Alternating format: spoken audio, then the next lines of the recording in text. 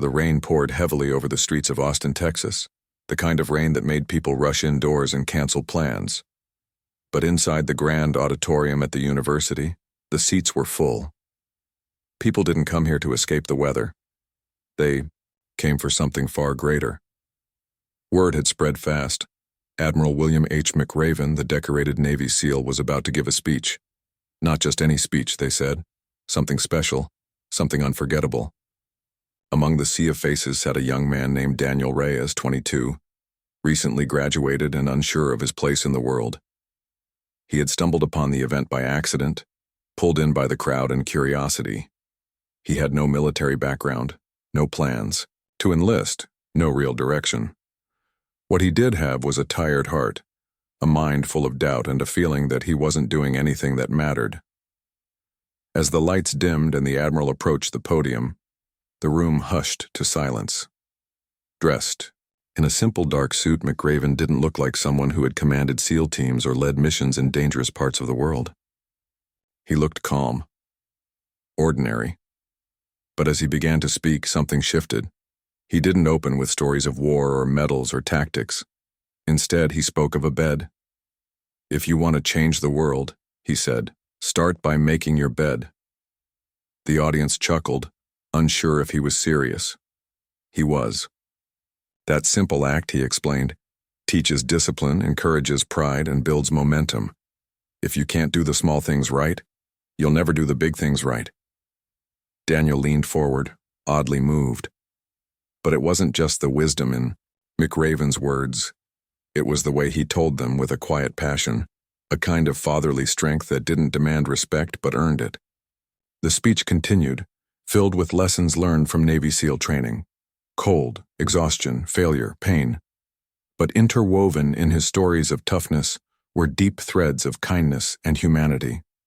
He spoke about the swim buddy, the person you always had with you because alone you'd never survive. He spoke about the sugar cookie drill, where no matter how perfect your performance, you'd still be punished.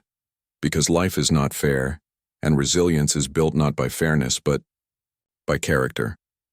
Then he told a story that silenced even the whispers in the room. It was about a mission gone wrong overseas. His team was ambushed. A young medic named Chris had every chance to run to save himself, but he turned back.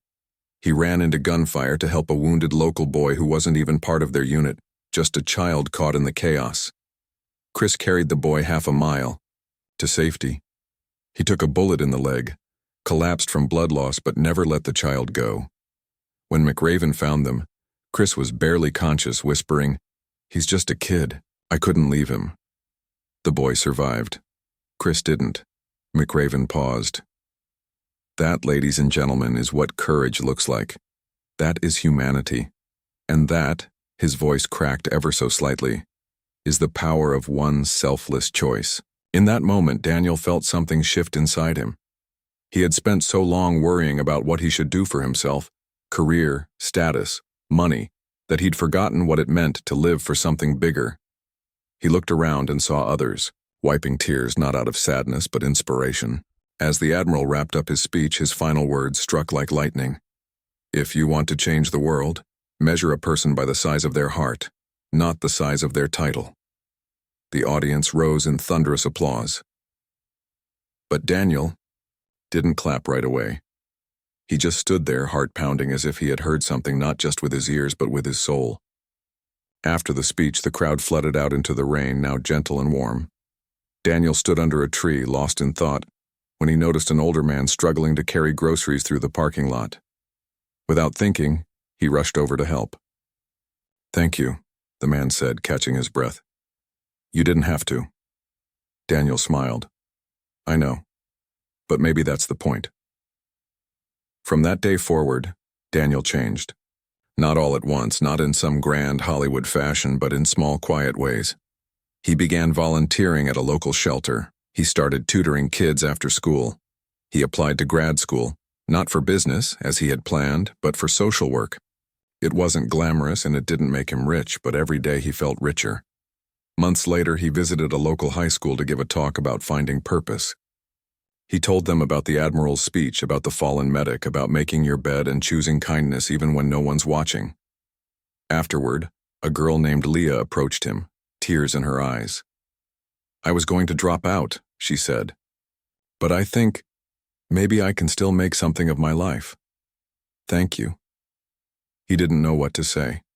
He just nodded, remembering what McRaven had said. One person, one choice, can ripple across the world. Years passed. Daniel grew into a man of quiet influence. He never forgot that rainy night in Austin, never forgot the words that lit his way when he was lost. And though he never met Admiral McRaven in person, he carried the lessons in his heart. And one day, speaking at a veterans fundraiser, Daniel stood at the podium and began with a familiar line. "If you want to change the world, start by making your bed." The crowd smiled. And somewhere in the audience, an old Navy veteran nodded slowly, knowing his legacy was alive. Not through medals or ranks, but through ordinary people doing extraordinary things with kindness, courage, and the belief that humanity still matters.